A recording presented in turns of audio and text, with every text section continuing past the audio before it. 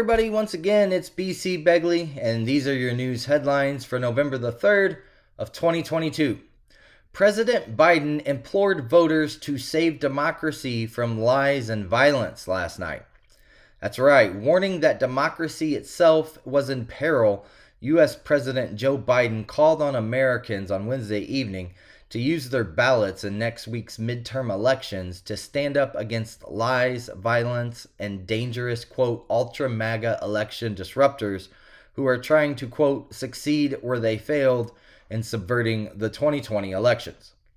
The Bank of England expects the United Kingdom to fall into its longest ever recession.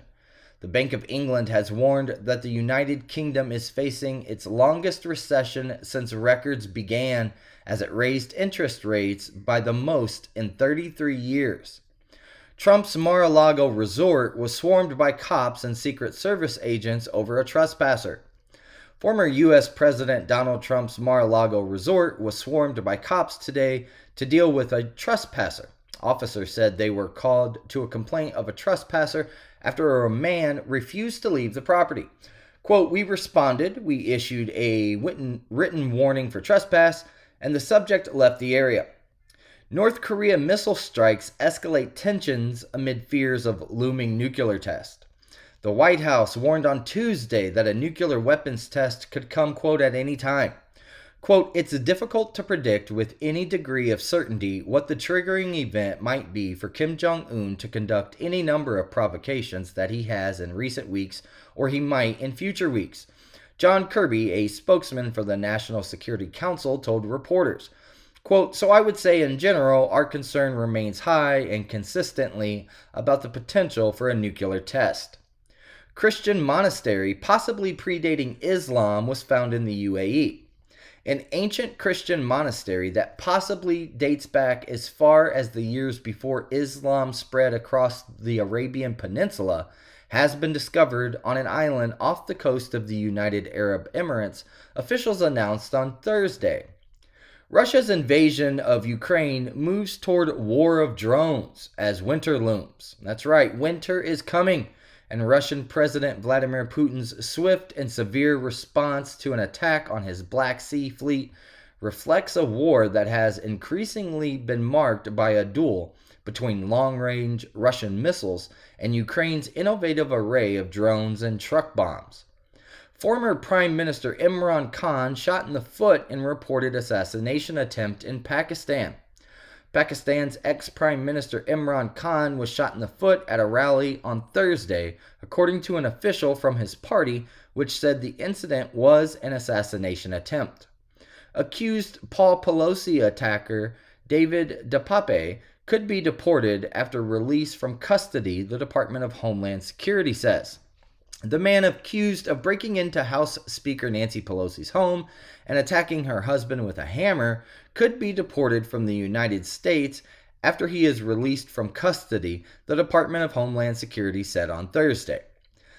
The Powerball winning numbers drawings yielded no winner. The lottery jackpot is now at $1.5 billion. The Powerball jackpot just keeps on growing after nobody won the massive jackpot in Wednesday night's drawing. And after no one won, the jackpot has now grown to $1.5 billion, which is the third largest lottery prize in U.S. history. NASA's InSight Mars lander has just weeks to live. The end is nigh for NASA's Mars Quake Hunter. So much dust is choking off the solar power supply to NASA's InSight lander that the Mars mission, which is operating well past its expiration date, is expected to fall silent very soon. Parkland school shooter was sentenced to life in prison without parole.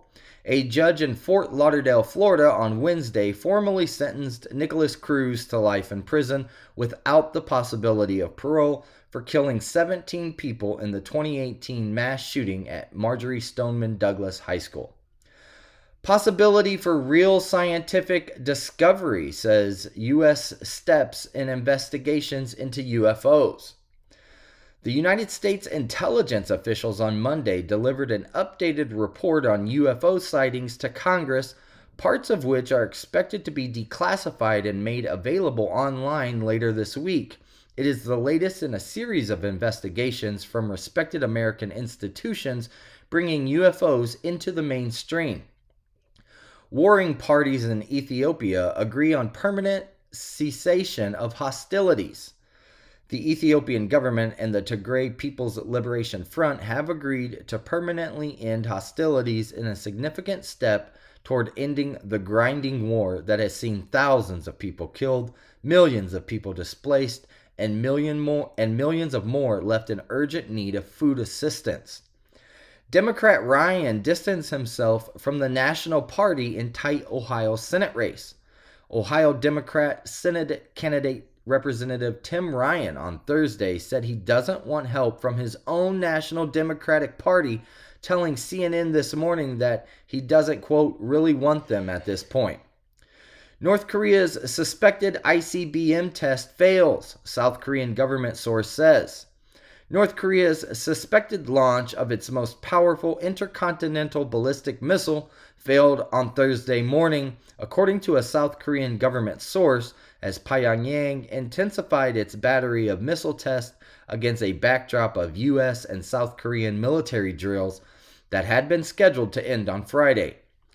Former President Trump sues New York Attorney General Letitia James for, quote, intimidation.